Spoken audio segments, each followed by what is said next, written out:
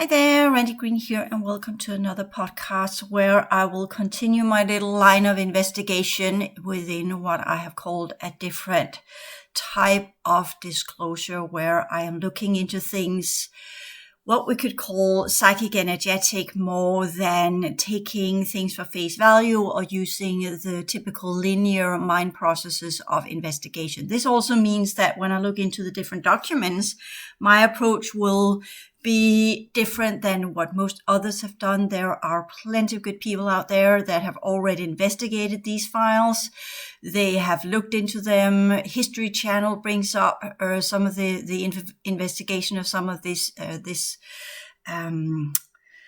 document I'm going to refer to. It's one that is not always, because I'm not into all of the material about it, but my sense and my feel is that this has been one of the foundational documents in the understanding of Majestic 12. First, I want to put a disclaimer here, and that is to say I'm not in the lingo. I don't have the right military language. So I'm going to sound a little bit helpless in trying to explain this. Those who have been within these investigations and research for decades, as part of the UFO community, I refer to UPARS and as well as MUFON and others. I've made a playlist on others take on the alien agenda. Sorry about that.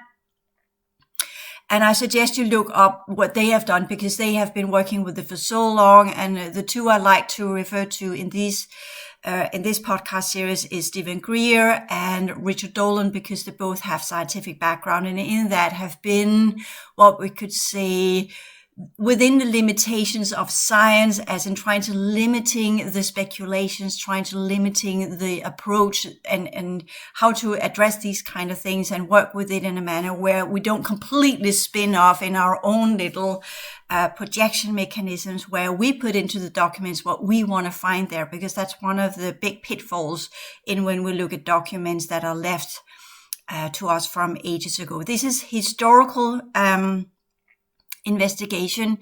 And when we talk about historical investigations, it cannot be validified. By its simple nature, we're looking at a piece of paper that has been left behind for prosperity. We don't know who has done it. We don't know the source of it. It is allegedly found on the floor in a governmental building. It says itself in the letter. FBI has looked at it as bogus. I will go into that one later. And it has all been classified as this. Everything that goes with Majestic 12 from the governmental organs and institutions have been classified as hoax made of by non-governmental people, for whatever reasons and purpose that is.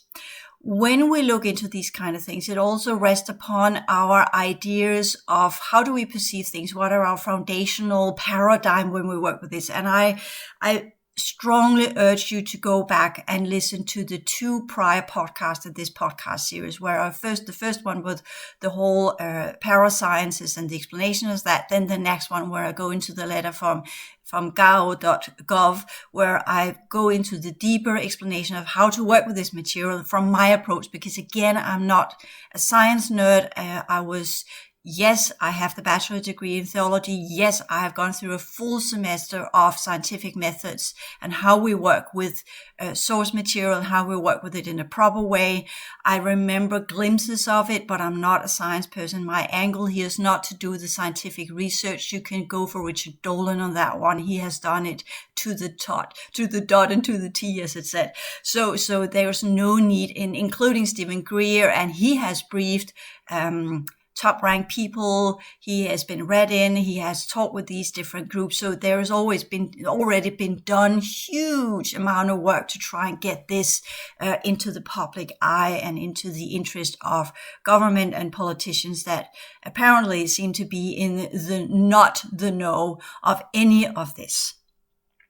So when I now look into this one, it rests upon what I have got from other sources, and that's intel from within, and that is tapping into the net, having asked around psychic energetically via my perception sphere, that is the extended version of my brain field, that I have trained to be able to go into other dimensional and higher order types of energies that are connected to, first and foremost, the artificial fourth dimension, the artificial fifth dimension that is connected to our solar system under the colonizing races, as well as the other realms that are connected to our solar system as part of the original Pillar project that were then re-engineered and changed dramatically due to the colonization that happened 15,000 years ago. And why am I capable of doing that? Because I'm one of the original solar system, what's left of one of the original solar system inhabitants, and some of the original understandings of what it means to be a solar system human, even though it has taken me 40 years to get my brain and this physical body into the ability of working with a higher order. And I from childhood that there was something more to me than what met the eye. And I've been searching and working to achieve that through a series of very complex inner work techniques that I invented as I went along. And when I say invented, I mean that my energy system told me what to do because it wanted to reconnect to this body because of who and what I am and what I've been doing for eons since the Pillar project fell apart. So many ask, how can you do this and where does this come from? And as I always say, it's part of everybody on this planet. Whether we're humanoids from this solar system or from other parallel worlds, the holographic energy system that is behind our physical form holds the information, complex information systems that allows us to reach the potentiality of the full scope of what we are as existing living organic beings, whether we are part of the progressive races or the other groups that have joined the regressive and the inverted races. And my terminology is distinctly different than what others say because my life, and has been since I was a kid, has always been in deep communication with all sorts of shells, ghosts, extraterrestrials, interterrestrials, metaterrestrials, ultraterrestrials, to use these expressions, all of these different layers of our Earth. I call it the artificial fourth and fifth. There are the Arcturian colonizations. There are the Orion colonies. There are the colonizers of what I used to call the regressed races or the LPF2s that are part of what we used to call the less progressive universal structure that was built into the solar system. I explain that in my books, predominantly The Source of Humanity, as well as the whole philosophy book. So for those who are a little bit eager to these books, go on Google Books, look it up. You can look, there's quite a lot of the books there for free that you can look into. And as always, we are resting upon our own memories, and there's been a lot of claims that I have taken it from others and what have you. And this is the whole point of what's going on here. I'm not channeling anything. I'm remembering. There's a huge difference.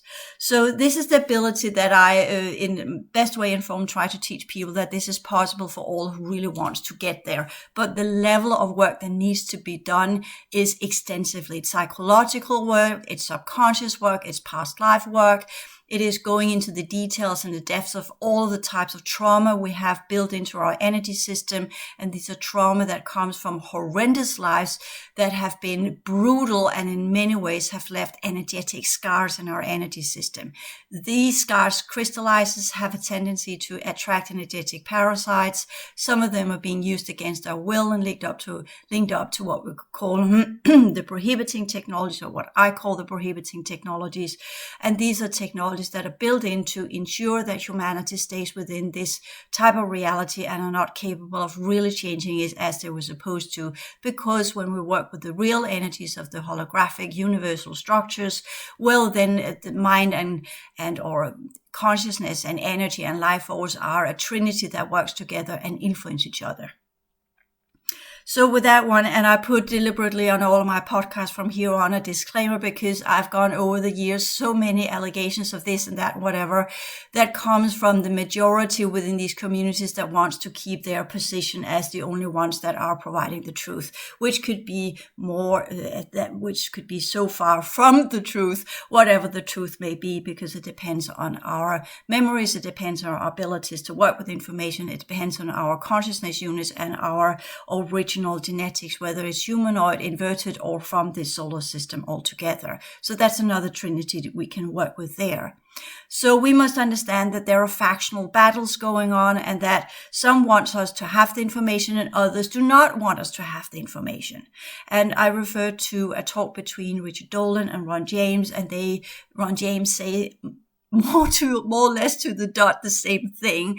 And those of us who are working with the inner realms and with the other dimensional or the other reality levels that we have, another dimension just means it's another layer of our reality. It doesn't mean that it's a specific signature that plays a specific role, because a cup has several dimensions to it. It all depending on from what angle you're perceiving it. So when we're working with this information, we're working within a spectrum of different types of perception. And that's the most important thing when we talk about the higher order sciences, is that we work within a spectrum of different types of energies that holds different types of information systems that are built upon different types of holographic sciences into frequency sciences. That's our reality. Holographic sciences work differently. These are called the higher order sciences. Our reality sciences are called the lower order sciences. They are not natural. They are been imbued into this system. They are artificially kept up in that modality. That's why universal outside into the universal structure only holds 4% of the known universe. That's what science can see, because they work within the limitations of frequency-based sciences and frequency-based technology. If they leap beyond that and learn to work with the fourth dimension, not as time, go beyond Einsteinian sciences, go beyond the whole idea of wormholes and all of the things that they have built up so far, discard all of that, and then go with the idea that the energies in the universe as they're beginning is built upon a holographic net, not a two-dimensional holographic net. We're not talking about the wormholes or the black holes, not the wormholes, but the black holes that have a two-dimensional horizontal event line. We're not talking about that. We're not talking about things that are in a two-dimensional plane from where we can't perceive other stuff. We're not talking about Dirac either and his fifth dimension within a matrix that goes into the quantum sciences and onward and so forth. We're talking about something completely different. But I will say, though, that if Dirac had been allowed to continue his matrix concepts within the quantum sciences and had been allowed to continue his work with the fifth dimension, we would probably be a different place today.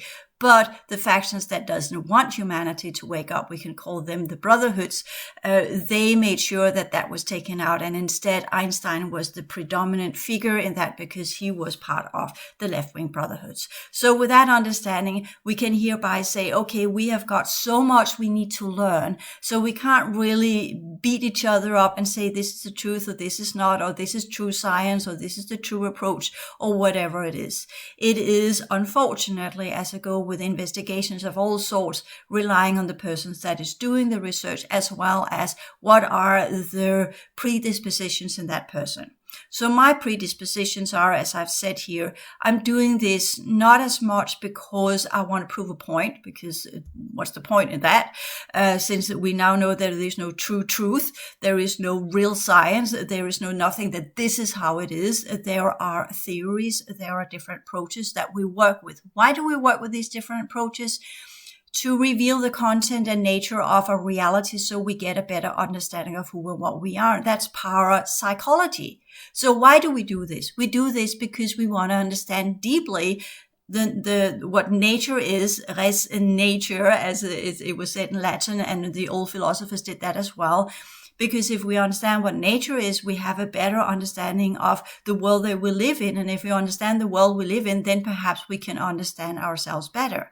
Other factions within the Greek philosophy said, know thyself first. And then you went in and understood yourself as who and what are you. So we can say within the older types of sciences, there were two groups. There were the ones that were trying to understand yourself as the first hand or the first wing, know thyself first, like Pythagoras, even though he was doing the mathematical society, all of that were for inner work. He thought that The geometrical patterns were what we call the forms, the archetypes of the higher realms, and by understanding them, what they were built of, then the brain would conceptualize and understand the true nature of reality as an intricate built-in contemplation mechanism on the mathematical laws. By the mathematical laws, then the man could also understand who and what he was, and through the spheres, the harmonics of the spheres in the worlds that we were part of,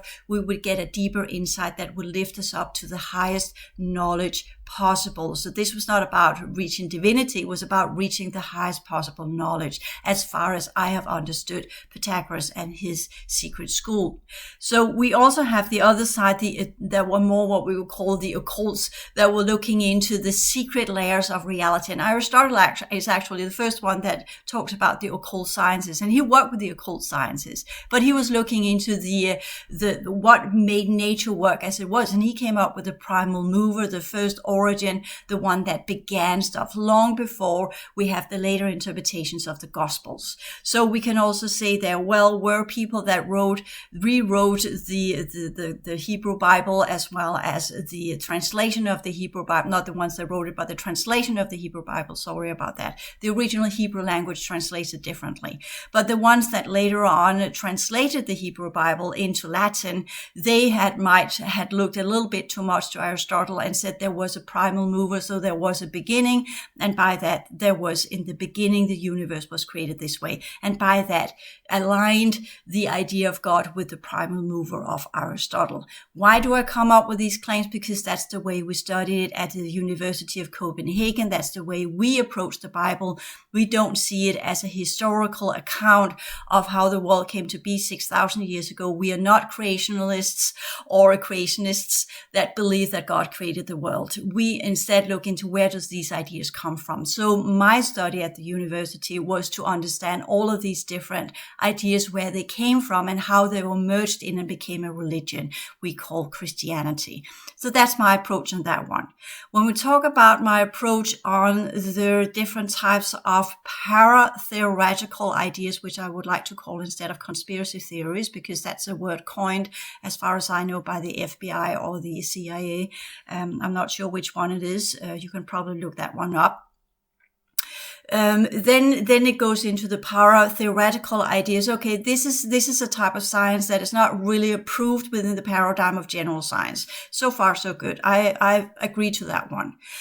When I go in and say, well, when we work with these things, we need to be sure of what are our personal standpoint on the matter. If we have this idea that all institutions are crap, that all institutions are non-trustworthy, that we can't trust the governments and some of the subcurrents that are running in America, very predominantly in America, compared to the cultural difference of Denmark, where generally speaking, when we look into the general population of Denmark, they have a huge trust in their government. They really truly believe that their democratically voted government that is in power is voted there by the choice of the people. And by that, we respect that choice of the people, and we respect the sitting government and what they are trying to achieve from a foundational understanding that they have the best interest of the human population at heart. They are not there to flower their own cake, as we say it in Danish. They are not there to drive their own ambitions. I know they are. I discovered that as a 13-year-old when I was very politically active, and I was in there in front of the Danish Folketing. That's our Congress, where I was protesting with a lot of other young people, and I sensed in, and I just understood, well, this is a factory, like it's a workplace, it's a business like everything else. And the ones that are there are, of course, career politicians.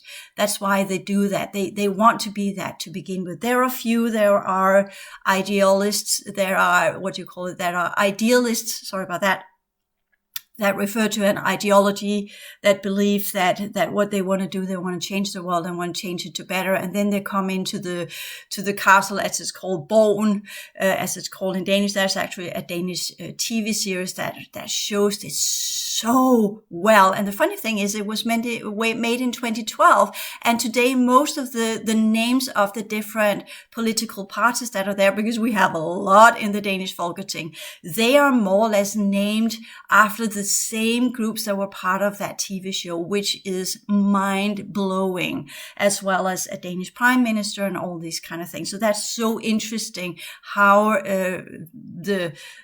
what we call TV shows and this made-up reality, is it foreseeing or is it influencing? We never really know, or perhaps a bit of both.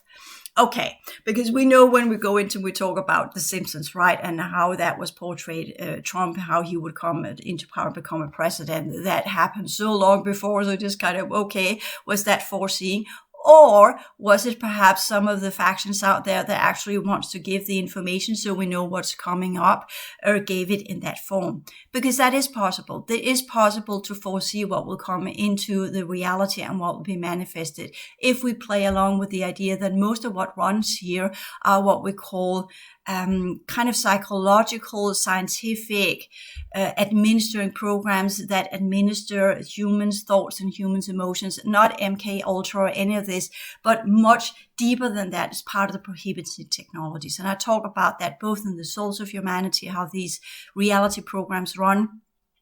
I talk about that in the Advanced Clearing Works course 1 to 4, where I show you, to the best of my knowledge, how to work with this. Not that you will succeed to a large degree, but at least you will put your foot down and say, I'm not accepting it, I'm not giving consent to it, I'm doing whatever I can to clear it out. But it's like the dust in your home. You clean it up and 5 days later it's back. So this is the nature of this reality. We can do so much, but if we don't clean up, then it just gets worse, and then it gets overwhelming, and then everything goes into entropy and chaos. So it's a balance point. It's about reaching the momentum where we can flip the curve of being under these different types of programs and completely control of them, to go into the flipping of the coin, where we reach the peak, where we go into the different momentum, where we understand that we actually have a little bit of choice here, where we can work with things in a different way, even though it demands a lot of us. And the moment we reach that peak, then the factions that doesn't want us to wake up, they go in and play hardball. They go in and really push us to the brink of our existence, where we begin to understand that this is not a game for the few, this is not for the meek, and this is definitely not something that's going to be easy. Hence the reason why so few really has woken up, and hence the reason why so many have tried so many avenues just to discover that it led to nowhere. It just led into the rabbit hole, and that's what I talk about in the Souls of Humanity, because that's what these programs are meant for. Do I have the answers? Do I have the solutions?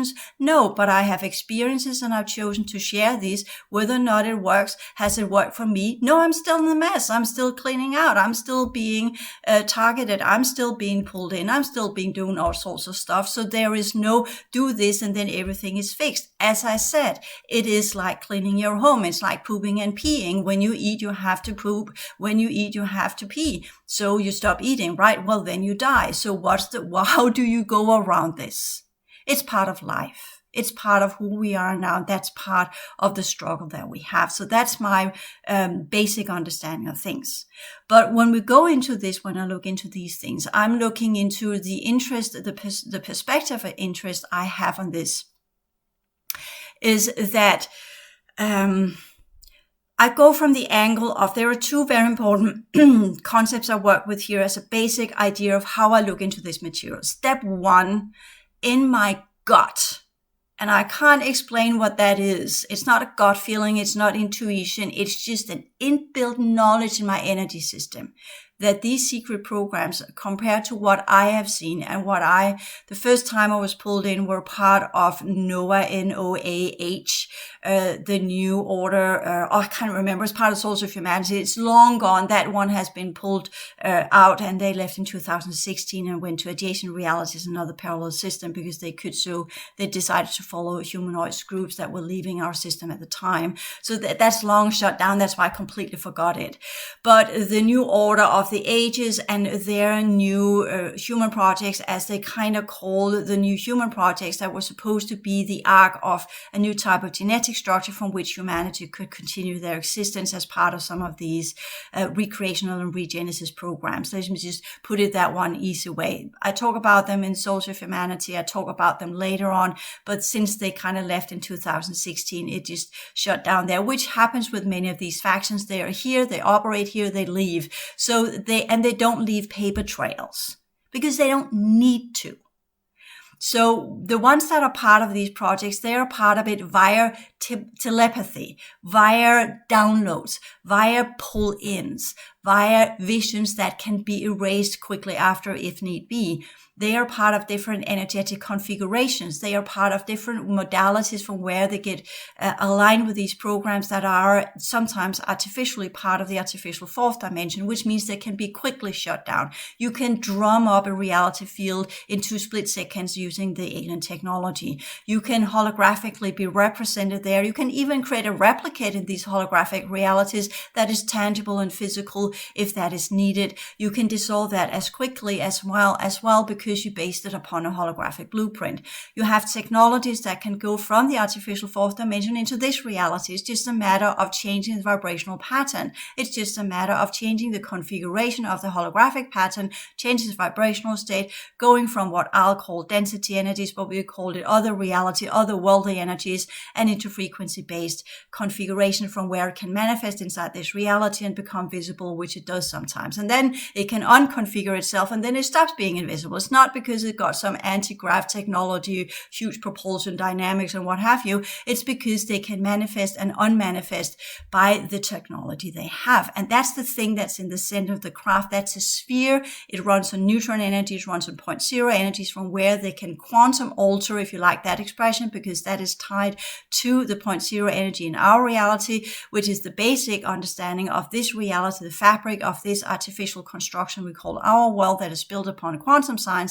That is the bridge into the artificial fourth dimension from where they can go in and alter from the artificial fourth dimension into the quantum dynamics from which they can use this 0.0 technology that alters the configuration, alters the quantum fields, and by that recalibrate into what we understand as vertical particles, and with that begin to create electrons that will then gather together in a cluster from where they can build a nucleus, from where they can in 2 split seconds can build the proton energies by harnessing the similar type of technology and engineering that they have as part of the sun, rebuild a nucleus that way as they have rebuilt the sun, as well as they can then create what we call the neutron field that is then the anchor point into the artificial fourth from where they can transfer different forms of energies, create the holographic pattern within the neutron field, expand it into the different fields that are behind what we call an atom. So we have 3 fields. We have the proton fields, the neutron fields, the electronic fields, or the electron fields, sorry about that. And from that create electromagnetism that then goes into a specific wave pattern that will then align itself with the different forms of particle patterns that goes in cluster dynamics,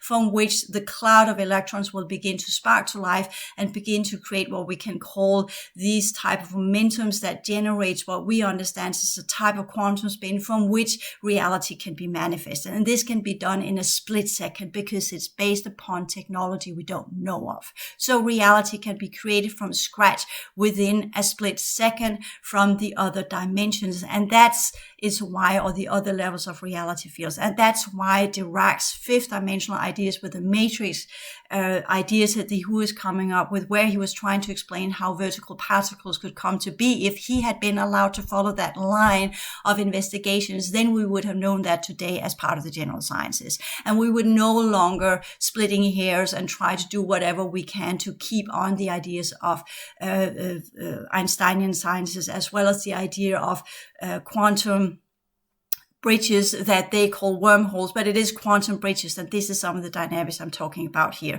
as well as the time wave continuum, which I talk about in one of the Changemaker course material, because that's where I was tapping into that one and got the information about that. So we tap into this information and then we get pulled out. We access different levels of information when it's needed to work with, and then we go into another timeline or another aspect of reality and we work with a different type of information, which means that we for that time time of being, while we are using that access point into a different level of the holographic reality features and the properties that are built there are connecting to the different fields from which unfolds different types of information systems and content that we then work with using our perception field and our own vibrational pattern to drum up the correct configuration from where we can access the level of reality fields we want to get in touch with. So if we are under the control of the negative alien agenda, to call it that way, the inverted, the regressed races, the colonizers, the ones that want to take over, the parallel universal matrix races, and whatever they're called for the time being, because it changes all the time,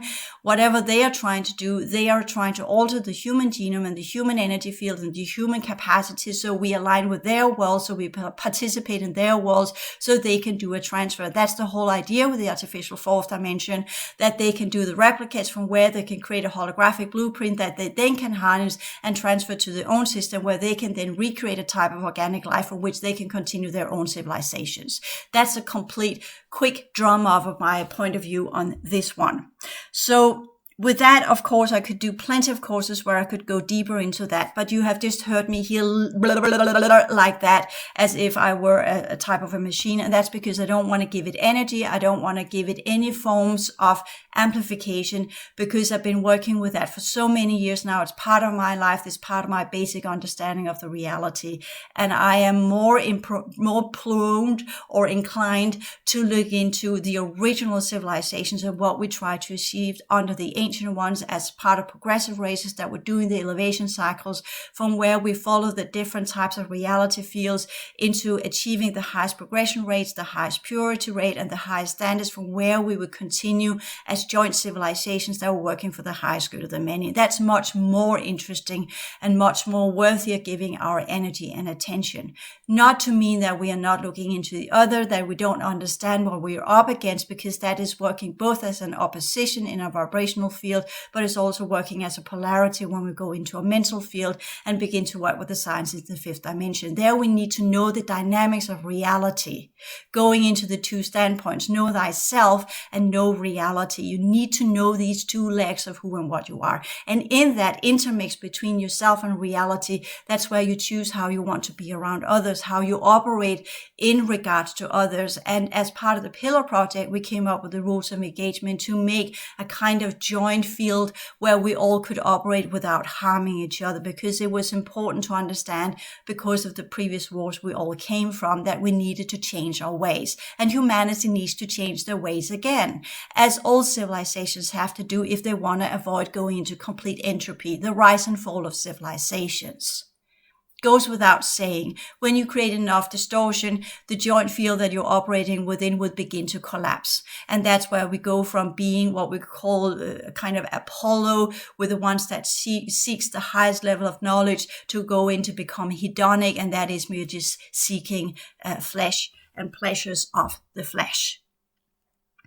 And that's from Greek philosophy as well, 3,000 years ago. So we have not really learned much, have we? It was already thought of back then, and it's just because it's not part of everyday school in the world that we live in, where the philosophy is being discussed. Because if it were so, then this civilization and this day and age would not have that grand idea in the Western world that they are on the top of the cake and they are the peak of humanity, and they would understand that they are actually not going very well and they're not going forward. Yes, different type of technology that began to come in the rise from the 1950s. And how was that and why was that? Because of the new incomers that provided us with that type of technology. And that led to the division and the differences between the old colonizing races and the incomers and what they were selling to some of the groups of the brotherhoods that then shifted side.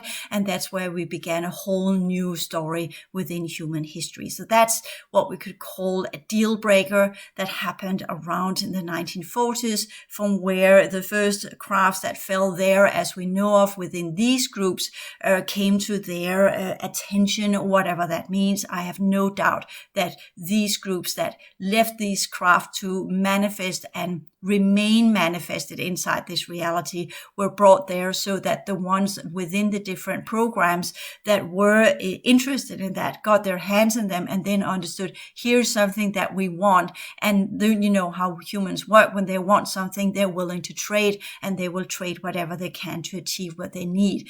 And to be able to work with this technology, the human genome needed to be altered. And that's the spark of the new human projects that began in the 1940s. So that's the quick rundown of my approach on these kind of things. And of course, a lot of stuff can be talked about that. But I made a decision years ago that I'm not going to talk about on YouTube. That's just not going to happen. The times I've tried to do so, I get...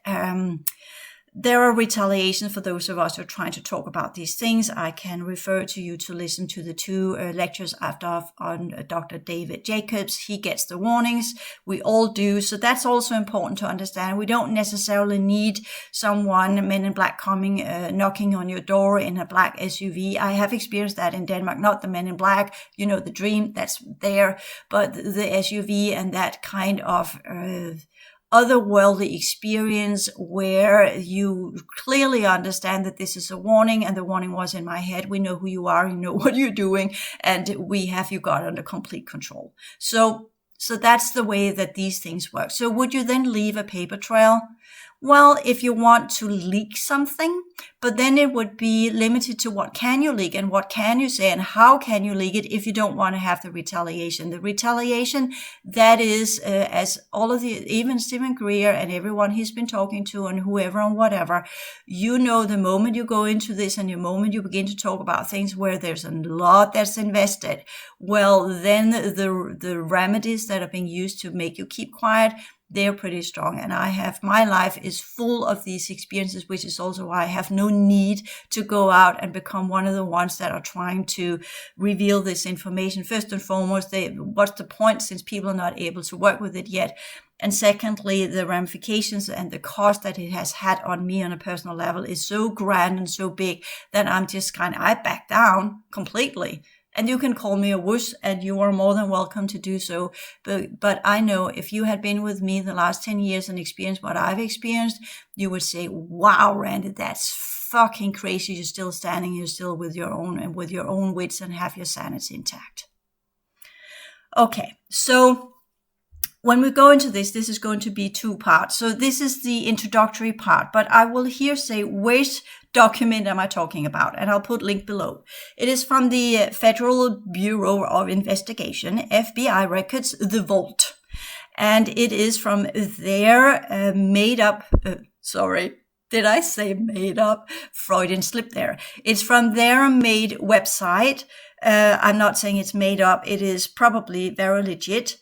Where they have, and they put disclaimer that some of the material they have here digitalized are no longer available in physical form, so you can't really go under the Freedom of Information Act and say, well, I want to have it. What you get here is now out on the internet, and you can look it up. As I said, I put the link below. It's about Majestic 12. And they've had the document I'm going to go into the next podcast. They put here, Majestic 12 in 1988, 2 FBI officers received similar versions of a memo titled Operation Majestic 12, claiming to be highly classified governmental document or government document. So let me begin again. In 1988, 2 FBI two FBI offices received similar versions of a memo titled Operation Majestic 12, claiming to be a highly classified government document. The memo appeared to be a briefing for newly elected President Eisenhower on a secret committee created to exploit a recovery of an extraterrestrial aircraft and cover up this work from public examination. An Air Force investigation determined the document to be a fake. And it has, when you go into it, you will see it's written bogus all over it. And that would, of course, kind of give the air and the foundation of it as this is bogus. So all of the thought forms and all the energy that's been put in to make it appear as bogus is one of the things that we need to go through first when we do the psychic energetic investigation of it and say, well, that distortion energy is all over it. So when we look at it, the first thing we will feel and see is, oh yeah, that's fake. So that's the first thing we need to clear the document of, so we can look into, okay, what is it actually and what does it entail? And I'm not going to go into the great details of it, reading it. I suggest you do that now. And then when you go to the next podcast with me, you have read the document, you have it open in front of you, and then we can do a little bit of a discussion about what's in it. Thank you.